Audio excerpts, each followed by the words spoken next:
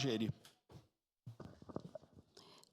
É um problema de gestão, sim, além de vários outros problemas junto. E não vem, desculpa os vereadores de situação, especialmente o vereador Frisso, não vem Para declarar o voto. Todos os vereadores, todos os prefeitos fariam assim ou fariam diferente.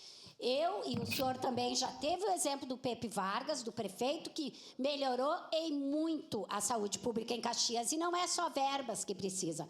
Muitas vezes é vontade política e criatividade. Eu, casualmente, antes da minha primeira fala, eu recebi aqui acho que todo mundo conhece, quem trabalha especialmente a questão do autismo, da mãe do Marcelinho, que é um jovem que já está com 18 anos, anda de cadeira de roda, tem vários problemas, não tem onde ser atendido. Ela me perguntando se eu podia investigar porque não tem Respiridona, que é o básico da medicação para autista. E não é só não ter, ela já comprou por 15 dias, depois por mais 2 meses, agora vai ter que comprar de novo. Ela não tem dinheiro. Ela não tem condições, porque 90% das mães de autistas cuidam sozinha dos seus filhos.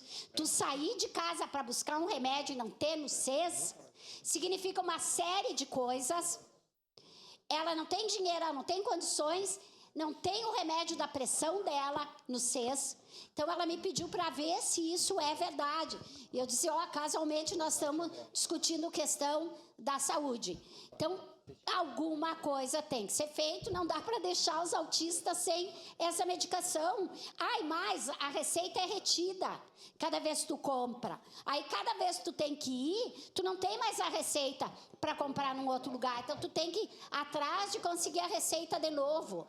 Eu estou colocando mais questões aqui que estão fora desse pedido de informação, porque se a gente fosse fazer isso, nós teríamos que fazer um catatal de questões. Agora, só peço uma coisa para a Comissão de Saúde.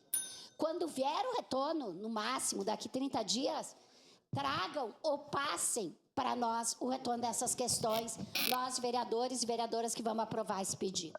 Obrigado, vereadora Rose Frigeri.